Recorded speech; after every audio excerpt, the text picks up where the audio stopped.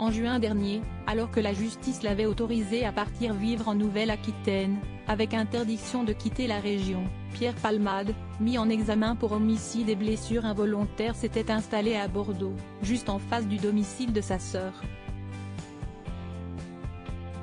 Si certains de ses nouveaux voisins ne semblent pas s'en offusquer, à l'image de Baptiste interrogé par nos confrères du Parisien, « Si je tombe sur lui, je ferme ma gueule, je suis respectueux », ou du commerçant du coin, on n'a pas à jouer au justicier. D'autres, au contraire, n'ont pas hésité à le prendre à partie. Une voisine a ainsi révélé au quotidien français qu'il arrive, à Pierre Palmade, d'être traité d'assassin.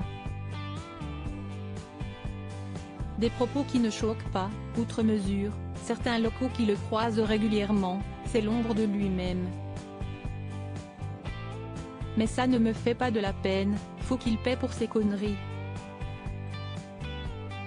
Pour rappel, le 10 février dernier, Pierre Palmade, sous l'emprise de stupéfiants, avait percuté une voiture à Villiers-en-Bière, en Seine-et-Marne, blessant gravement 3 personnes et provoquant la mort d'un bébé à naître. Depuis, l'humoriste a été placé sous contrôle judiciaire strict.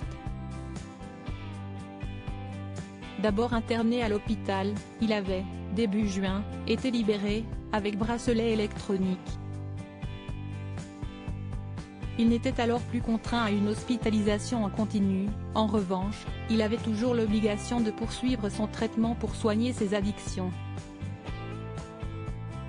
Le 30 juin dernier, retournement de situation, l'acteur demande à être de nouveau hospitalisé. De retour à l'hôpital après une sortie en boîte de nuit, cela s'est passé dans la nuit du 24 au 25 juin, soit 5 jours avant sa nouvelle hospitalisation.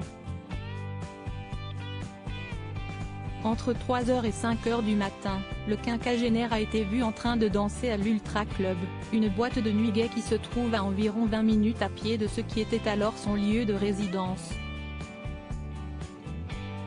Si plusieurs sources ont attesté que l'ex-acolyte de Michel Larocque n'avait, ce soir-là, consommé aucune drogue, cette incartade lui a suffi pour demander illico presto son retour au service addictologie du CHU de Bordeaux. Aurait-il peur d'une possible rechute? Cela est bien possible quand on sait qu'il combat depuis des décennies son addiction aux drogues artificielles. Le 8 juillet dernier, le Parisien est allé à sa rencontre. L'acteur n'a cependant pas souhaité répondre aux sollicitations des journalistes. « S'il vous plaît, n'insistez pas ». Des patients qui l'ont croisé dans les couloirs de l'hôpital ont toutefois révélé à nos confrères avoir eu du mal à le reconnaître, tellement il aurait pris du poids. Article écrit en collaboration avec 6 médias. Crédit photo, Jack Tribeca.